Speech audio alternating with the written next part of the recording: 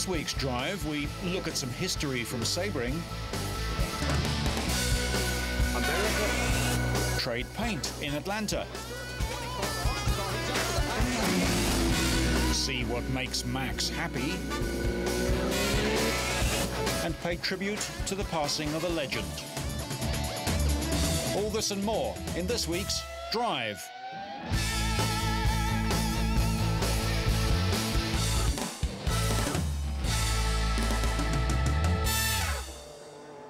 We start with the Sebring 12-hour endurance race in Florida. The oldest sports car race in the US saw the return of a famous name. Historic moments at Sebring have included Carroll Shelby's brief spell in an Aston Martin before the gear lever broke. It gave the Texan a taste for the handling of British cars and led to him initiating the Cobra. Star of the 1964 race was Shelby again, racing with a heart condition. America had by now produced some world-class drivers, and they started to build world-class cars, in particular the AC Cobra, an English AC Ace chassis mated to a big Ford V8 engine organised by Shelby. At Sebring, there were 10 Cobras and 8 Ferraris, but the race was a clean sweep for the Ferrari 275Ps of Parks and Maggioli, Scarfiotti and Vaccarella, and Surtees Bandini, ahead of the Cobra of Hulbert and McDonald. It was Ferrari's 4th consecutive win.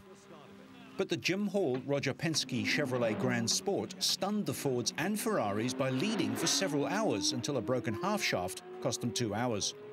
Apart from a spectator's Corvette put them back in the race, finishing 18th overall, but winning their class. Chevrolet had stayed away from racing until they spotted a loophole in the rules that would allow a return.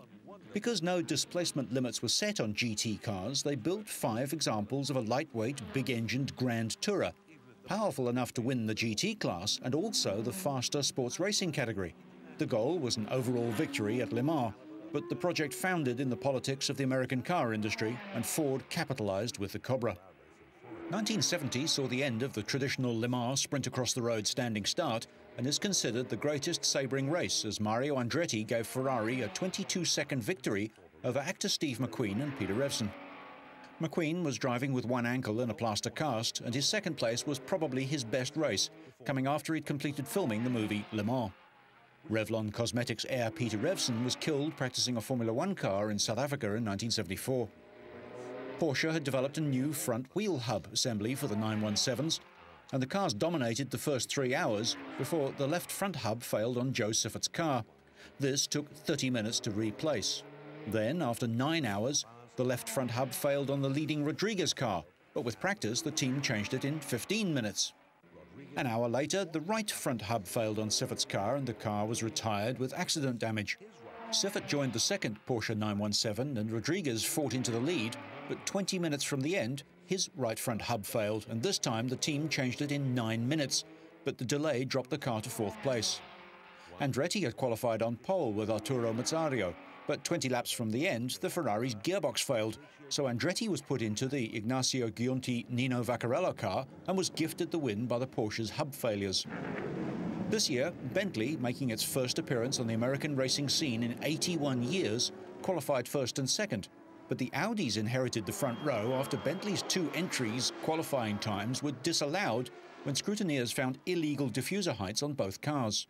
Once the race began, the Bentleys made quick work of the field, but couldn't pass the front-running Audi R8s. They finished 3rd and 4th, 5 and 6 laps behind the winner.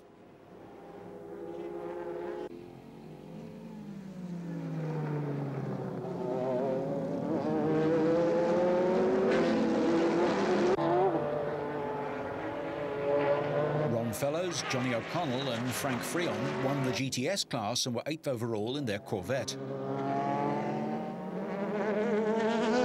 23 of 55 entries were no longer running by the end of the race. Among them was the Team Nasamax prototype, the world's first elite racing car powered by alternative fuel. The car made an early exit from the competition when it wouldn't restart after a fuel stop. The car's Cosworth engine runs on bioethanol, a fuel made mostly from corn mash alcohol. The only full-course caution came after 9 hours when Kevin McGarrity's Ferrari hit the outside barrier in the last corner and caught fire while running 3rd in the GT class. McGarrity was taken to a local hospital after race marshals did a poor job of managing the crash site. The Infineon Team Just Audi, driven by Marco Werner, Frank Bieler and Philip Peter, started from pole but trailed another Audi R8 from Champion Racing for most of the race. But Champion Racing's Emanuele Pirro was forced to make an unexpected stop with 1.5 hours remaining with lower leg cramps. Pirro had driven for over 5 hours before his race day ended. Werner took the lead and covered 366 laps, totaling 1,354 miles on the way to overall victory. This year's race featured 23 ex-Formula One drivers and 12 previous Sebring winners. The last 4 winning teams at Sebring have gone on to win the Le Mans 24-hour race.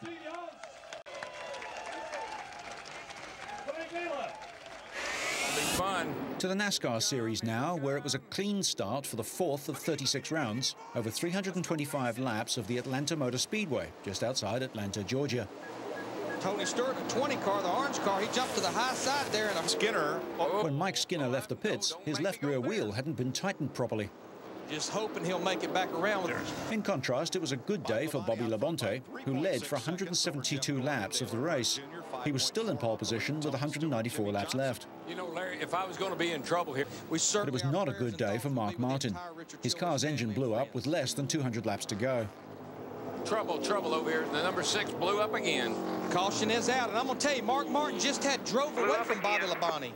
There you heard him say it. The first crash of the day happened when Brett Bodine and Kenny Wallace in car number 23 collided on a caution lap. This took place on lap 146. Saw Brett Bodine and Kenny Wallace in the 23 car getting together right off turn 2 onto the backstretch. And John Andretti is going to drive right through one for the 2nd week in a row. Yes, he is. Yeah. Bodine hit the outside wall with the rear of his car, which was heavily damaged, but he managed to limp back to the pits and retirement. Stuffings out of that bird.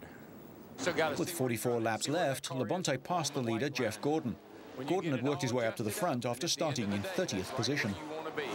So for the 132nd lap of this race, Bobby Labonte has been the leader. He's led the most laps today. Just 17 laps remained when Jeff Burton saw smoke streaming out the back of his Ford, ending his 299th NASCAR race. He'd started the race in 4th place in the championship. It sure looks like it. Yep. Matt? Mike, Jimmy, come on the radio so that... However, it was Labonte who stayed cool to hold off the rest of the field and win the race. Jeff Gordon came in second. His 20th career victory in the Bass Pro Shops MBNA 500. Joe Gibbs Racing, his team. Just seconds after the win, Labonte's pit crew celebrated the hard-fought victory, his 6th win in the last 12 races at the Atlanta track, one of the fastest circuits on the season. You know, that had to be a tough decision for Michael Fatback McSwain to leave Robert Yates Racing at the end of last year. I'm sure he could step there. Labonte celebrated too, spinning some donuts after victory was assured. It was his 20th NASCAR career win, putting the veteran driver in 5th place in the points race.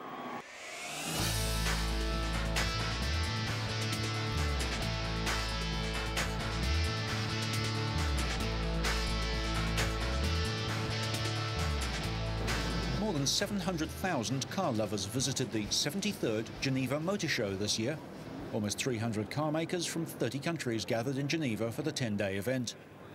Audi used the show to release the big-engined little car, the 3.2-litre A3 hatchback. But car makers, already suffering from weak profits and overcapacity, could be hit by an even sharper fall in sales if consumers decide not to go shopping. Audi also showed the Nuvolari Quattro concept car, a 2-door coupe with an aluminium body and the most powerful engine ever built by Audi for use in a road-going vehicle. A 5-litre V10 biturbo with a power output of 441 kilowatts. The Nuvolari accelerates from 0 to 100 in 4.1 seconds and has a limited top speed of 250 kilometers an hour. Volkswagen revealed their Golf-based MPV, the Touran. The new minibus has fully independent rear suspension, electromechanical power steering, a 6-speed manual or a new 6-speed automatic double-clutch sequential transmission. The Touran will compete with the Renault Scenic and Opel Zafira. Ferrari presented the Stradale Challenge, a road car based on their International Ferrari Challenge and FIA GT racing versions, in which the 360 Challenge and 360 GT have raced with great success. It'll compete with the Lamborghini Gallardo and is expected to put air between itself and the 360 Modena. The 360 Moderna's 3.6-litre V8 has been upgraded to develop over 400 brake horsepower in the Challenge Stradale, while the aluminium chassis and the body have been stripped out to cut weight, and the car gets revised aerodynamics, reworked suspension, uprated brakes, and an F1-style sequential gear shift. It's a beautiful car with extraordinary power. At least 180 horsepower per litre, and that's with the turbo. It's a feat of really advanced technology. It started with Formula One cars, so it's come from Formula One. It's an amazing feat in which we have a lot of faith. Ferrari are riding high on the back of Michael Schumacher's domination of Formula One, and any new Ferrari was sure to be the centre of attention. But the recent passing of Fiat patriarch Gianni Agnelli might affect Ferrari's sacred status. Louis Schweitzer is a cousin of the philosopher Jean-Paul Sartre and a relative of the legendary Dr. Albert Schweitzer. He's also the chairman and CEO of Renault. He witnessed the glitzy launch of Renault's new Scenic model at the show as European mass manufacturers face the possibility of a drop in sales of anything up to 15%, depending on oil prices.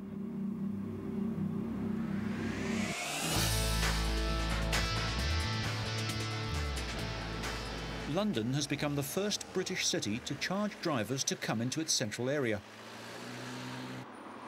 Vehicles entering the 8-mile congestion zone between 7 in the morning and 6:30 at night on weekdays will have to pay £5 a day. The aim is to reduce traffic levels in the UK's capital, but drivers in London are divided over whether it will work. It's a good idea. It will be easy, the congestion in London. That's a good idea. I've been driving in London for about 25 years and I don't think it's got any worse recently. But even if it has, people have to go, look, I've got a load of stuff in my car. How would I bring that in the train? It's ridiculous. The train's already overcrowded. Quite honestly, they haven't thought this thing through at all. Congestion charging is the brainchild of the Mayor of London, Ken Livingstone. He looked over the systems at the high-tech monitoring centre where cameras record cars coming into the congestion zone. He believes the charge is vital to get traffic moving again. London is the city of all the great world cities, the one closest to gridlock. We have to act. I mean, 20 years ago, I could think of solving the transport problem just by improving public transport, because there's that many less cars.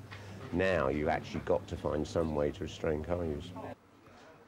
The Transport for London organisation, who implemented the charge system, brought it in to coincide with the British half-term school holidays.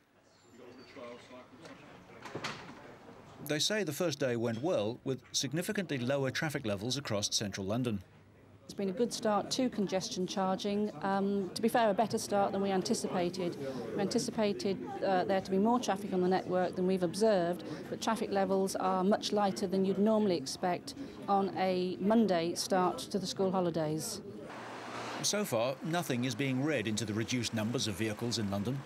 Traffic levels will be studied for some months before detailed analysis can be made of the impact of the congestion charge and whether the area should be expanded still further. But one bonus is that motorcycles are free of restrictions in the area. We'll be monitoring the traffic levels very carefully over the next 6 months.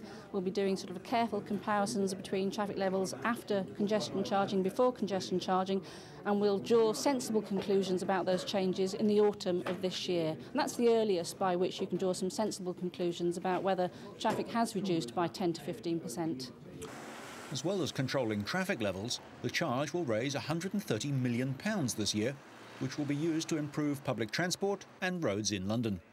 Other UK cities are watching to see if the charge works. If it does, London could be the blueprint for cities across Britain.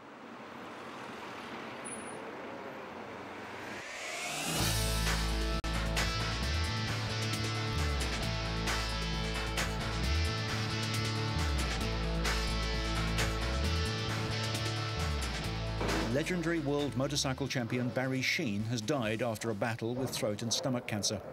The Londoner, seen here racing at Kyalami in South Africa, retired from the track in 1984 and moved to Australia, where he became a popular television motorsport commentator. Sheene was Britain's last Grand Prix world champion in 1976 and 77.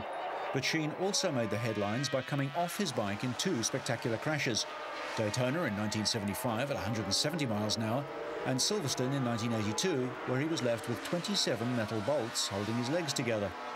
The leg injuries are very severe, probably among the most serious fractures that one can have. It is almost as if the upper quarter of each tibia had simply exploded. One imagines this must have been from the force of the impact, which I think was about 160 miles an hour.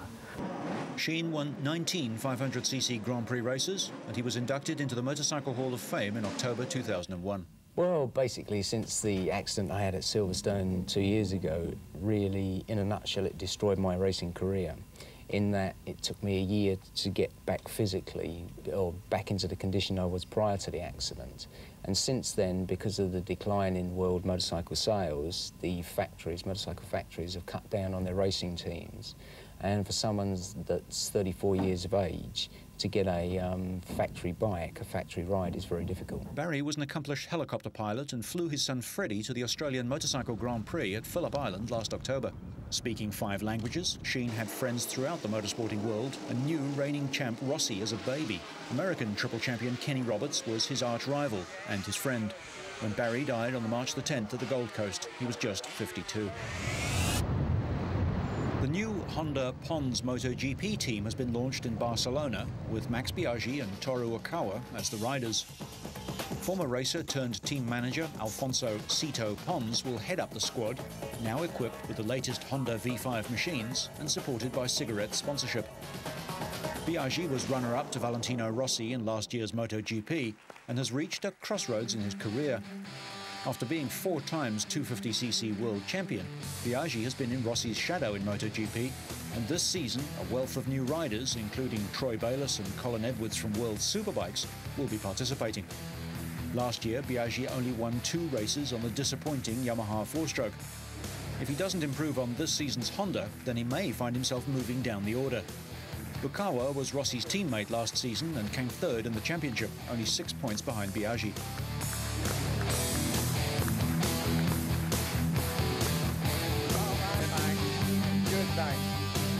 The day after the launch, the riders were at the Valencia circuit to do some demonstration laps on their new bikes in the new sponsor's colours. The team used the time to do some testing of new components and experimenting with tyre compounds to gather data ahead of the season. Cito Pons was upbeat about the team's chances this year. And also we have 2 great riders, the 2nd and the 3rd of the last year, Max Biaggi and Toru Okawa. Our goal is always to be the best. I think we have very close to be the best because we have the best riders, the best bike, the best sponsor, and the best partner. On the same bike, Okawa was able to challenge Rossi a few times last year, and Biaggi was hamstrung by the uncompetitive Yamaha. Pons hopes that rivalry between his 2 riders will allow them to feed off each other's abilities and to get the most out of the bikes. This year, good team and good sponsor and good pair rider. So basically everything good. Going into some of the corners, Max was having problems with the slipper clutch that stops the rear wheel locking up under engine braking. This will be solved with new parts, but in the meantime, the pair used the track time to gain familiarity with their technicians and engineers. It looks like very yellow, but I like this color, so everything's going to be okay. Okawa won just the 2nd MotoGP race in South Africa last year, and it looked as if he would be up front for the duration. But at Donington Park, he had undoubtedly the most spectacular and dramatic crash of the year. And Okawa admits that he was never quite the same afterwards. He was troubled by small, niggling injuries all year and battled for the runners-up slot until the last race, missing out by just 6 points. In another testing session later in the week, Okawa was to be the fastest of all the Honda-mounted riders.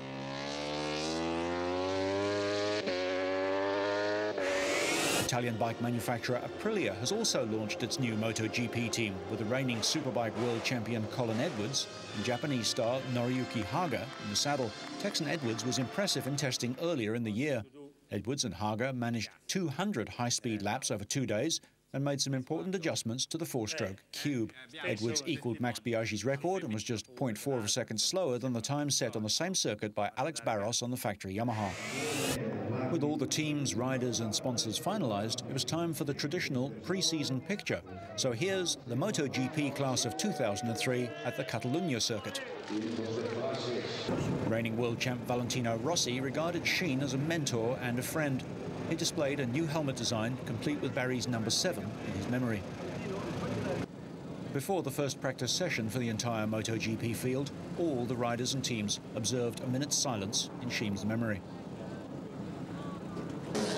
This was the first time all the teams were testing at the same track at the same time, giving each other a good look at their machine setups and modifications, plus the brand new bikes from Ducati, Aprilia and Kawasaki.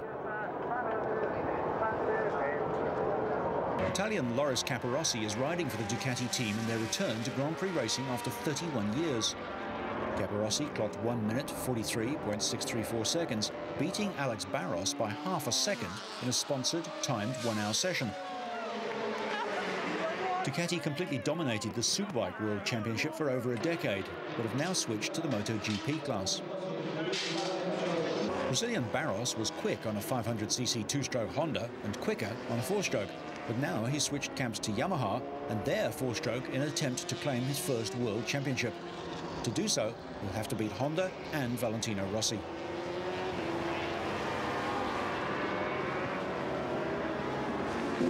Italian Rossi has won the World Championship in the 125, 250 and the old 500cc classes, winning each one in his second year in each category and taking the first MotoGP title. He's had the most track time on Honda's V5 and is the benchmark for the whole field. He was third fastest in this session, 2/10 off Barros. There's a question, however, as to whether he was trying very hard. Certainly the bike's on-track attitude didn't look like he was pushing the limit. Rossi's arch-rival, Max Biaggi, the Roman Emperor, gave his new sponsors colours and airing, going fourth fastest, just 2 1/1000ths off Rossi. He's made the move from the Works Yamaha team to the Honda camp to get the same machinery as Rossi and try to improve on his runner-up position. Capirossi was given a brand new BMW for setting the fastest lap. Colin Edwards had problems with his Aprilia but went 13th fastest. The opening round is at Suzuka in Japan on April the 6th.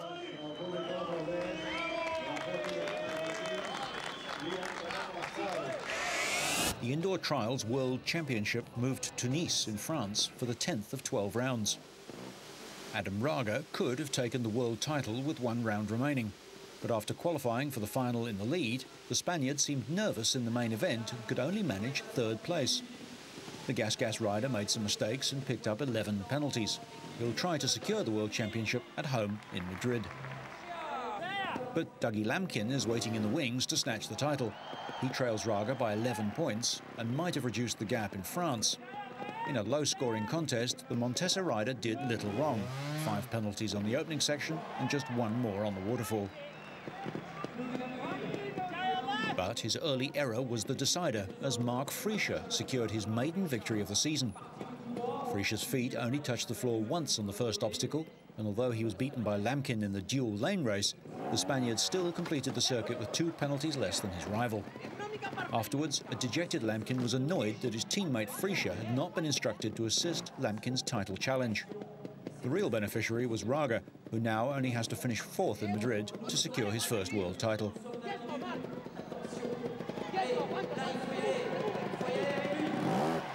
Takahisa Fujinami of Japan claimed 4th, effectively ending reigning champ Albert Cabastani's hopes of retaining his title.